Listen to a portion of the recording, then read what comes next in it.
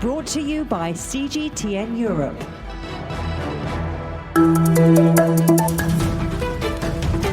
Hello, I'm Stephen Cole. Welcome to The Agenda. The world's largest biodiversity summit was due to take place in Kunming, in China, but has been postponed once again due to the global pandemic. In a year which has been dominated by COVID, we'll look at the future of the world's wildlife and its fundamental link to the fate of the planet.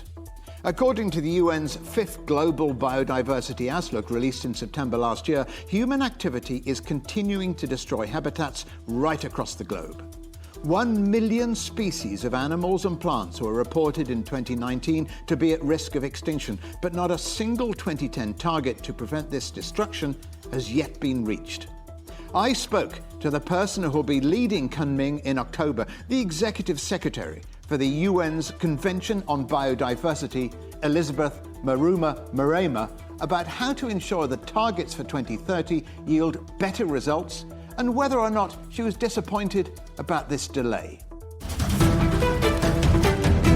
Not really disappointed. I think that everything has a reason.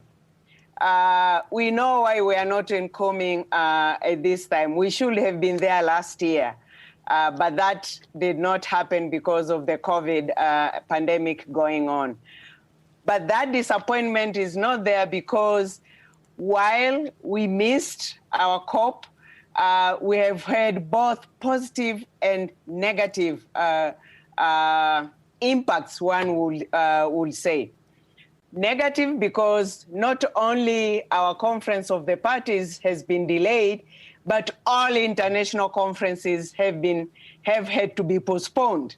And the ongoing global economic recession has affected our meeting vigor, as well as resources for the effective implementation of our conventions or decisions taken by the parties. But on the positive side, the period has created an unprecedented awareness of the impacts of human actions on our nature. It has also increased understanding of the importance of biodiversity issues. We have seen increased ambition and commitments on biodiversity conservation, and there are examples for that. We've also, the time has given us more time to prepare for our conference of the parties when it takes place, hopefully later this year in October. And do you believe that's been to your advantage in getting your ducks in a row, in a way, and having more time to prepare Yes. for October? But, I mean, if it is working to your advantage, do you think your targets that were going to be set in May will change for October? The targets will not change so much, but there will be increased emphasis on some. For example, targets related to healthy issues, related to species, because of the lessons learned as the result of the ongoing pandemic. Probably we might see more emphasis on those as the countries negotiating are also all locked down as the result of the pandemic. So there might be some emphasis in some areas as the result of the pandemic, but overall, I think the targets will still be the same. Well, because I mean, the reason I ask is because I was wondering whether the targets, the goals, will change, because none of the goals set in 2020 have been reached, have they? The targets 2020 have not been reached. Only some progress made, but virtually none of the targets has been fully reached, unfortunately. So the new targets are actually building upon those targets not reached 2020. They are also building on the lessons learned from the targets not reached, so as not to repeat the same, one might say, quote and unquote, mistakes, if any, and therefore also further scale up where limited progress has been made. So how are you going to ensure, Elizabeth, that the targets that you set, the goals that you're still setting and finessing, if I'm right in understanding, finessing slightly the targets, how will you be sure those targets are reached? And secondly, will you be able to perhaps start or set more accountability for countries failing to meet those targets? One of the reasons why the last targets could not be reached was the actual implementation of those targets for a number of countries began after 3, 4, 5 years into the decade. So much as we are saying there were 10-year target, in practical terms, there were actually 6 and 5 for many countries. Why? Because for a number of countries, they actually took a step back and began reviewing or others developing new national biodiversity strategies and action plans.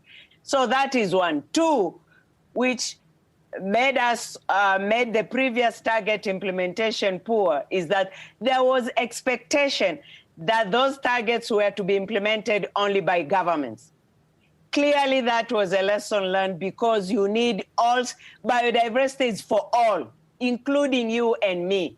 So implementation is also for all. Be it indigenous peoples, local communities, be it the youth, the business, the finance, the banks, all need to participate in the implementation. On accountability, unlike the previous targets, the current targets will be accompanied by accountability, transparency, review, monitoring framework, which actually was also discussed last week at the ongoing scientific subsidiary body meeting. So this accountability framework, again, we hope that also other stakeholders will be ready and agree to also be accounted. Okay, so what about, give me some examples of countries that are reaching their targets. They're good examples to the rest of the world. To mention specific countries, currently I will not be able. I mean, I don't have I understand. them, you don't want to show favoritism? No. But if one goes to our Global Biodiversity Outlook, the 5th edition, which was launched in September last year, we'll see the countries which have done more progress than others, because the report is big and it's detailed. However, in terms of generic terms, I can say, for instance, when it comes to the agreed level of protection for land and sea, we moved from 10 to 15% terrestrial and 3 to 7% marine areas. So this is the kind of progress generic which has been made, but the specifics are in that report. I understand your hesitation in naming countries. You've named areas, which is very clever and a very good idea. Hopefully we'll know more in Kunming. Finally, Elizabeth, what has been one of the most interesting aspects of COVID and the pandemic and lockdown is people saw nature returning to cities. Has that sparked some ideas about biodiversity, do you think? Yes, perfectly. And this is what some of the positive impacts of the pandemic. One, particularly now you mentioned the cities. The city populations have realized the benefits of nature to their well-being. We have seen now people going more to the parks for a walk. We have seen the animals walking around the cities. And of course, us being locked in, we appreciate seeing those animals and finding ourselves more comfort and connection into the nature. And of course, this situation has enabled also the population calling on their governments and decision makers to make nature a priority as they're rebuilding back better after the COVID. Also, studies have shown that nature reduces anger, fear, and stress. And you can imagine, these are the issues individuals are facing as the result of lockdown.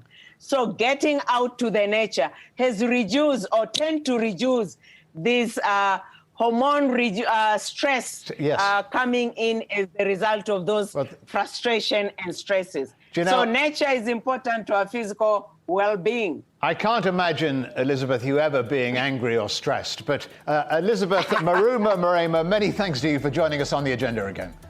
Thank you very much. The 15th Conference of Parties will, of course, take place in Kunming, the capital of Yunnan province. China is home to 10% of the world's plant species and 14% of its animals. But can it act as a global champion of biodiversity? Joining me now from Beijing is Dimitri De Boer, Chief Representative of Client Earth in China. Dimitri, how crucial is China's role in the fight against biodiversity loss? China plays an incredibly important role, not just as the host of COP15. China is also a very large country, and it's sort of in the middle between the global north and the global south when it comes to the geopolitical dynamics around environmental governance for the whole world. And so you see that in the climate change negotiations, and it's similar in the biodiversity negotiations. As somebody who's lived in China for a long time, how ready is the Chinese public to accept a low-carbon lifestyle? Well, I think the Chinese public is, since the last couple of years, very concerned about the environment, and especially issues like air pollution and water pollution, and sort of the, whether the food supply chain is actually free from pollution.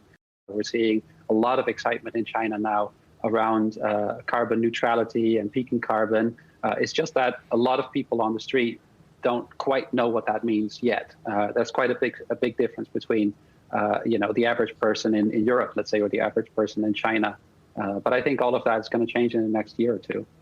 How important then is world opinion about China's coal-fired power sources to changing the mindset about a future based on fossil fuels? It matters. It matters. I mean, obviously, China decides, about big issues like this in a way that's in the best interest of China and its population. But the fact that other countries are very concerned about this, and China wants to be and is increasingly playing a positive role in a leading role even in the global fight against climate change. And so right before President Xi announced the 2060 carbon neutrality target, the EU and China had just agreed to establish a high-level dialogue on climate change and the environment, and that sort of sent a signal that China, goes into this with the world, but also holding hands with the European Union on it. And if COP15 goes ahead in October, what is the best outcome you could foresee out of that? Well, the headline target that I think we can all understand is that we hope that 30% of the whole planet should be protected by 2030, so that the whole world agrees that in the next 9 years, we're going to have to protect 30% of the globe. And that doesn't just mean the land area, it also means marine areas. And it's not just about setting a target either. The past targets for biodiversity that had been agreed on a global level have been not achieved again and again. And China really doesn't want to see that happen. So whatever is agreed in Kunming this year should actually be achieved by 2030. And that's the hard part. So when it comes to implementation, getting this to actually be implemented over the next couple of years, that is where, when we're seeing progress towards that, if we can really reverse this trend of nature loss around the world, and by 2030, see a situation where this is all stabilizing and where nature is getting a break, and then we can move forward to 2040 and 2050, where we make net gains in nature around the world. That is a very exciting prospect. Dimitri De Boer of Client Earth, many thanks for joining us on the agenda. Thank you, Stephen. Of course, hundreds of delegates were due to be in Kunming to make their representations and to try and effect some real changes. Amongst them would have been my next guests, Qiao and Frederick Kumah from the African Wildlife Foundation. Frederick, first of all, the AWF was founded, 60 years ago, more than half a century ago. Why is it important, and why is it important to protect Africa's wildlife in particular? Well, it is important to protect Africa's wildlife, particularly because Africa counts for about a third of the world's biodiversity, and that's significant. The second largest rainforest is in Africa, the Congo Basin, and that accounts for a significant carbon sink, which provides the entire world with a global good, if you may. In a sense, it cleans up the world's lungs for us. So Africa maintaining its nature, it's really critical. And Qiao, what biodiversity projects is the AWF working on at the moment? So the biodiversity work AWF is doing is quite diverse and unique, and I think can be summarized in 3 areas. In terms of the wildlife conservation, so AWF, we trains and equips the rangers to protect elephants, rhinos, and other wildlife populations. We also partner with wildlife authorities in Africa to deploy sniffer dogs at airports and other trafficking hotspots to combat the illegal wildlife trade. In terms of conserving land and promoting community well-being, we work with different stakeholders on protected area planning and also help communities to build schools in remote parts of Africa where high quality education is lacking. And also at the policy and advocacy level, we proactively engage and advise African governments and businesses with recommendations for conserving our natural resources. And in the meantime, we also engage our international partners like China, European countries, and the United States towards promoting inclusive wildlife-based economy in Africa. And Frederick, that's quite a wide-ranging brief, isn't it? There's a lot of ground to be covered there for the AWF. Who should be responsible, do you think? Should that be environmental agencies, charities, or governments? We have a big problem in our hands, and it's a problem that cannot be led by any one party. In my opinion, we have a societal-wide challenge to restore nature and to ensure that nature is beginning to deliver consistently for people. So in that respect, I would say governments have a significant role to play in legislation, but as well in prioritizing nature in the way that they develop, and as well, I will also say businesses and corporations have a significant role to play because they use nature a lot in their processes, and they need to understand that extracting from nature alone is not enough. They need to give back to nature so that nature can be regained and continue to provide its services. On the individual level, it's critical for individuals, you and I, to also do something about it. Through our choices and through our actions, we can conserve nature. So it's a societal-wide challenge, and I think it's a societal-wide action is required at every level. And Frederick, again, we're expecting major commitments to be made by countries when Kunming eventually goes ahead, hopefully in October. Is there a risk, though, of Kunming becoming yet another conference backed up by empty promises? How can you sort of make the game a bit tougher, do you think, in the autumn? Well, there certainly is a risk. Over the last 30 years, 3 decades, we've had these meetings every decade, and nothing has concretely come out of it. So there is a risk. But the point is that we are in a bigger mess today than we were 30 years ago. And if we do not do anything about it collectively, we collectively are jeopardizing our existence as humanity. And given the stakes are that high, something needs to be done differently. And I would suggest 3 things. The first is that governments and politicians really need to commit in ways that truly impact their national level plans. The second big thing, and we learned from the past, is that these commitments need to be backed up by resources. Without financial resources to take forward these plans, then it's really virtually just on paper. It's not going to happen. Then thirdly, in addition to financial resources, we need to provide the necessary knowledge, skills to drive these processes. In some parts of the world, the resources and knowledge are just not there to transform plans into action. And the transfer of knowledge is critical for it to happen. So political will, financing, and knowledge and capacity are the three things that need to go alongside the promises that are being made. Do events, do you think, like COP15 go far enough to address the challenges currently facing our planet that you've talked about so eloquently? So, Stephen, I think what events like COP15 do is that they mobilize people and political will towards a common goal. And if you notice, in the past few years, there has been a lot of activity by civil society to really bring awareness on the issues.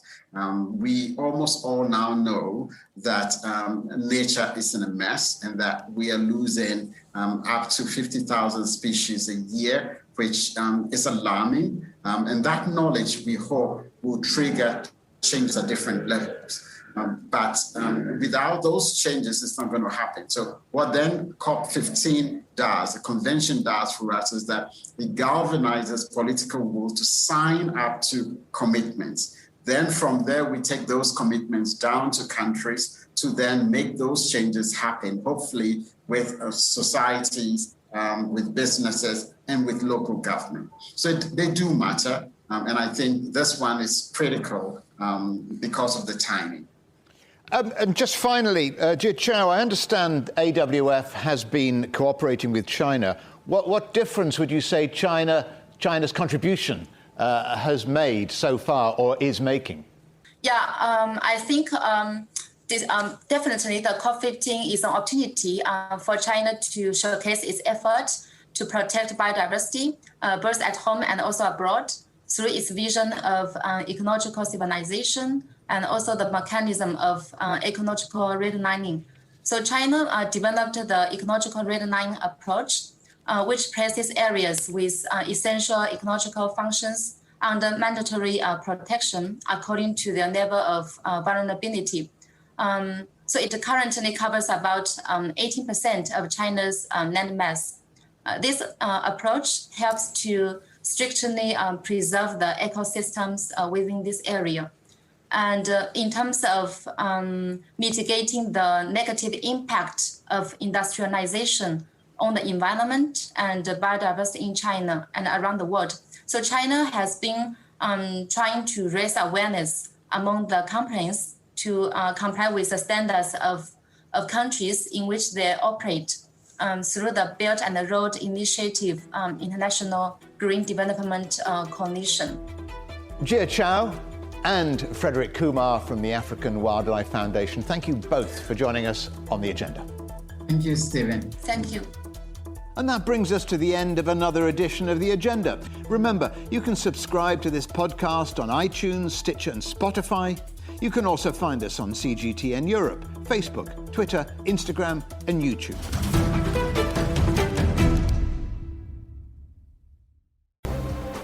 The most interesting questions. Are there other living beings beyond Earth? Will man or machine be in charge? Great question. Always have more than one answer. Well, hold on, let me just draw up a list. And always come from more than one person. That's where the credibility lies. The concept of having a machinery which is alive and evolving didn't wait for us. The end of inequality of incomes and wealth around the world, can you imagine how difficult that is at the moment to achieve? Every episode, Stephen Cole, Murray Beveridge, and some of the brightest minds out there shed light on the answers to some of the most intriguing questions. There are two ways of looking at this. Machines can't really discriminate between civilian and military targets. The Answers Project. Maybe we need to just look at this in a bit more detail. Extraordinary claims require extraordinary evidence. The Answers Project, a new podcast from CGTN Europe.